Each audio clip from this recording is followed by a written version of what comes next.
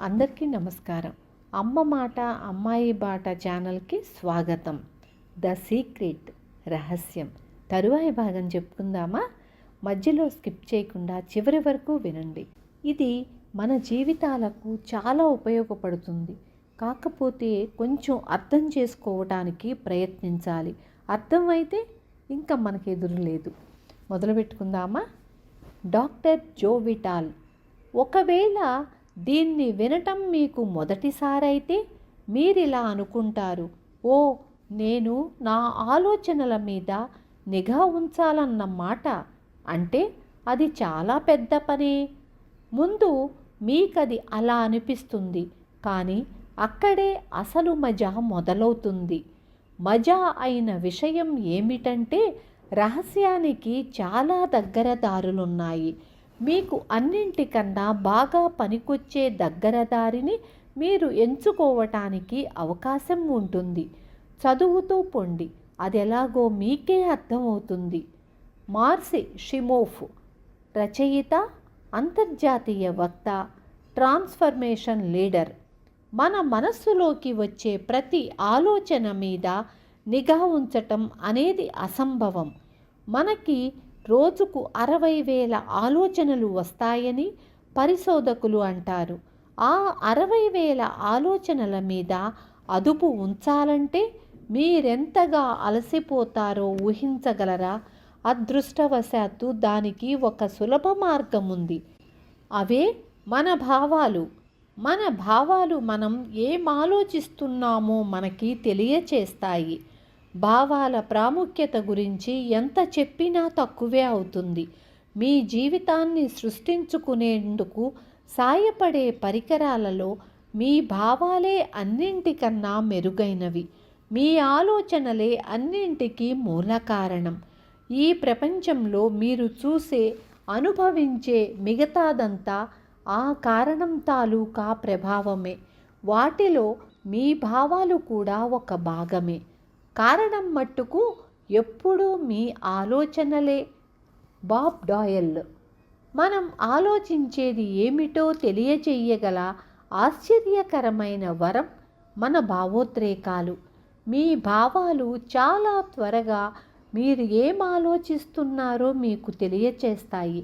మీ భావాలు ఒక్కసారిగా తలకిందులైన సందర్భాలను గుర్తు తెచ్చుకోండి. చెడు వార్త విన్నప్పుడు ఒక్కోసారి అలా జరుగుతుంది. మీ కడుపులో నరాలు వెంటనే మెలితిప్పినట్లవుతాయి. అంటే మీరు ఏం ఆలోచిస్తున్నారో దాన్ని వెంటనే సూచించే మీ భావాలు. మీ భావాలు ఎలా ఉన్నాయనే దాన్ని మీరు జాగరూకతతో గ్రహించాలనుకుంటున్నారు. మీ భావాలతో మమేకం అవ్వాలనుకుంటున్నారు. ఎందుకంటే మీ ఆలోచనలేమిటో తెలుసుకునేటందుకు అదే అన్నిటికన్నా శీఘ్ర మార్గం. Lisa Nicholls. మీ దగ్గర 2 రకాల భావాలుంటాయి. మంచి భావాలు, చెడు భావాలు. ఒక రకమైనవి మీకు బాగా అనిపిస్తే రెండో రకంవి బాగున్నట్టు అనిపించవు. అందువల్లే మీరు రెండింటికి తేడా తెలుసుకోగలుగుతారు. నిస్పృహ, కోపం, కసి, అపరాధ భావం ఇవి మీకు అధికారం ఇచ్చే భావాలుగా కనిపించవు. అవి చెడు భావాలు. మీకు బాగా అనిపిస్తోందా, అనిపించటం లేదా అనే విషయం మీరు ఎప్పుడూ చెప్పలేరు. ఎందుకంటే ఎప్పుడైనా సరే మీకు ఎలాంటి భావం కలుగుతోందని చెప్పగలిగింది మీరొక్కరే.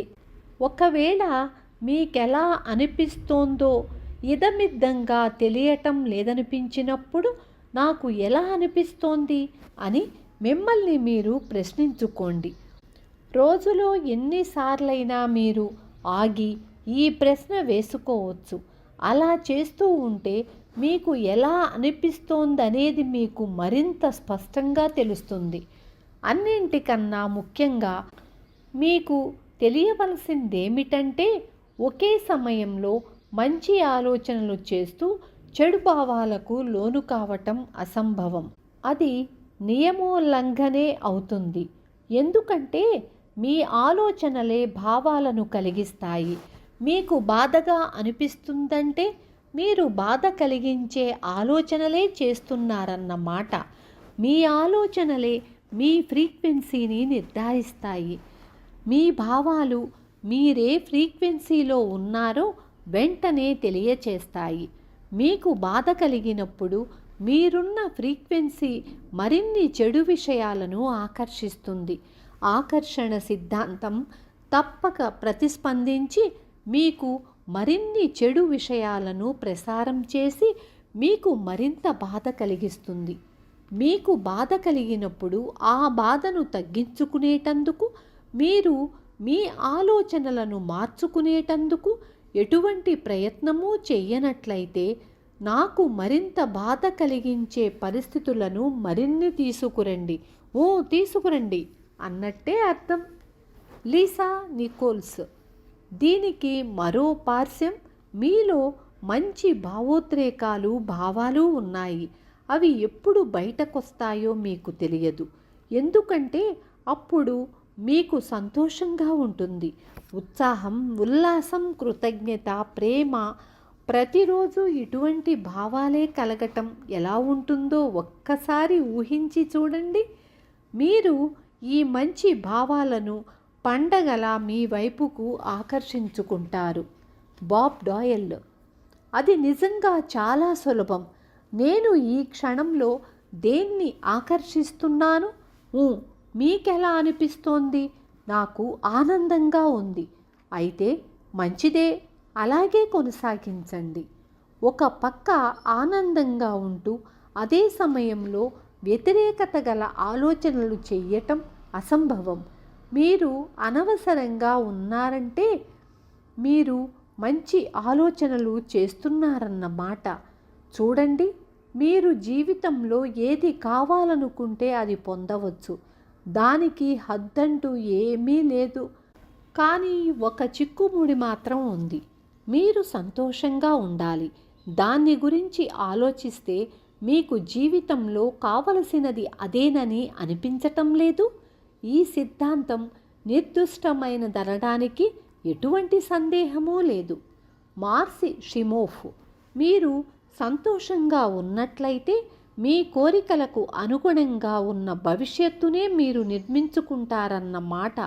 అదే మీరు బాధపడుతూ ఉన్నట్లయితే మీ కోరికలకు అనుగుణంగా లేని భవిష్యత్తును నిర్మించుకుంటారని అర్థం. మీరు మీ రోజువారీ పనులు చేసుకుంటూ ఉన్నంతసేపు ఆకర్షణ సిద్ధాంతం అనుక్షణం పనిచేస్తూనే ఉంటుంది. మనం ఆలోచించే ప్రతిదీ భావాల రూపంలో, అనుభవించే ప్రతిదీ మన భవిష్యత్తును సృష్టిస్తోంది. మీకు ఆందోళనతోనో భయంగానో ఉన్నప్పుడు రోజంతా మీరు అలాంటి భావాలనే మీ జీవితంలోకి తెచ్చుకుంటున్నారని అనుకోవాలి. మీకు సంతోషంగా ఉన్నప్పుడు మీరు మంచి ఆలోచనలు చేస్తూ ఉండాలి. మీరు సరైన దారిలోనే ఉన్నారు. ఒక బలమైన ఫ్రీక్వెన్సీని విడుదల చేస్తున్నారు. అది మరిన్ని మంచి విషయాలను మీ వైపుకు ఆకర్షించటం వల్ల మీరు మరింత సంతోషాన్ని అనుభవిస్తారు.